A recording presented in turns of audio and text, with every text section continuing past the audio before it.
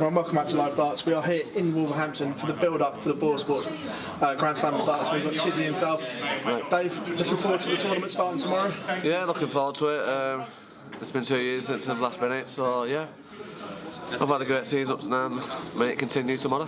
Was that a relief when you got to the final over in Ireland and that booked your spot? Yeah, it was a relief. I was kind of on the border of being in, but if Glenn didn't want to beat me in that semi-final in Ireland, I'd have been out. So yeah, it's a relief. It's good. The qualifiers are so hard. All the dart players are very good. And like you say, it's a big relief. Was that extra pressure on that Glen game, knowing that the winner physically booked a spot here in Wolverhampton? I don't think it was extra pressure. I just wanted to win that game because I wanted to get to the final, of course. And I've been to that final before, and I wanted to play MVG again. And I just didn't let the Grand Slam bother me. Just win the game, and you knew you was in it then. So the pressure of that qualifying before this as well is absolutely brutal, with so many good players missing out. But is the qualifying criteria slightly flawed, do you think, as a player? Like people that have won Euro Tours and not here are annoyed. Would you be annoyed if you were in the same situation? I'll be very annoyed. I agree with the other players. I think if you win a European Tour, you should be definitely in, no matter what. It's like a stage. It's like a telecom European. But they didn't get in, I'm afraid. So yes, it's got qualifiers, and they didn't make it.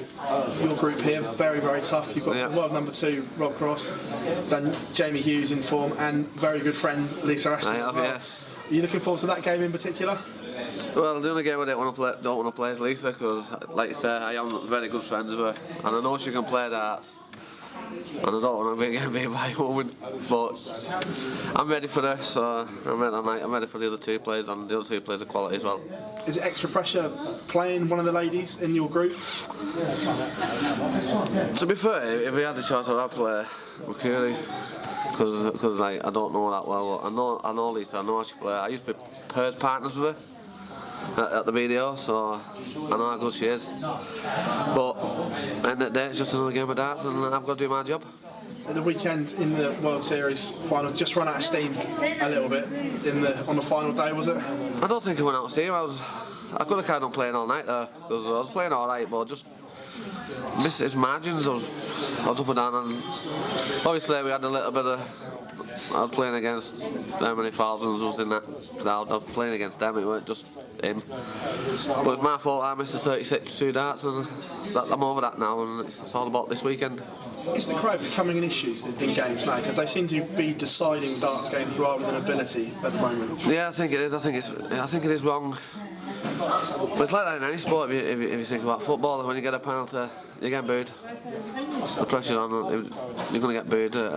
But we're professionals ourselves, and we've got to take it and get over it. That's what I've done, and I'll carry on doing it. The last 3-4 months, is this the most consistent we've seen you on TV? Because we've always known you've had patches of brilliance, but you're now doing it over a consistent basis. Is this the most consistent we've seen you on a TV, do you think? I've had some good years on TV, but this is after last year. I was just terrible. But so this year it has been very consistent. But I put that down to my own what I do at home, practice more, and I'm up there with the best for beating people. As dart players in general, can you get complacent? Obviously, you're not the first one that said I haven't practiced enough recently. So, can you get complacent when you're at the top? Yeah, you can do. You can just think, oh, well, I don't need practice tonight because I can do that when I'm at the tournament.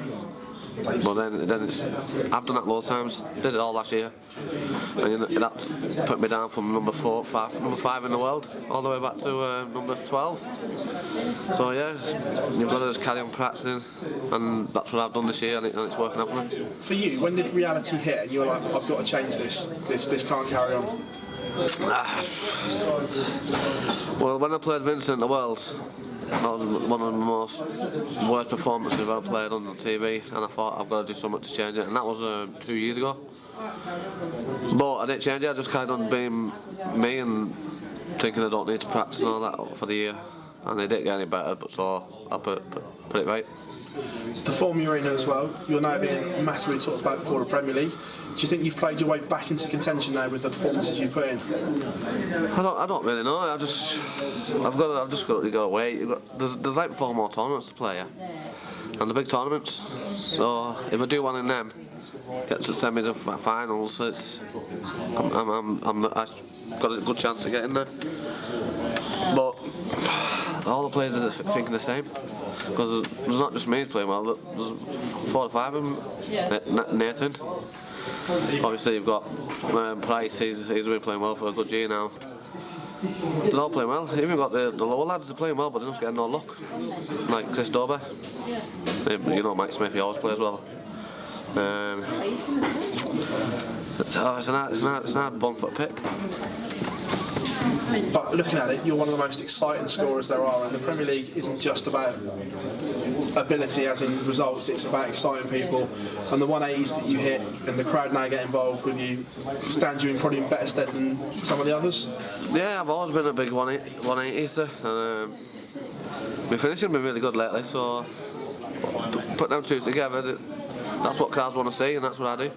Dave, it's an absolute pleasure talking to you before the Boyle Sports Grand Slam of Darts. We wish you all the very best. Thank you. It's looking a very tough group, but thank you very much as always, mate. Cheers, mate.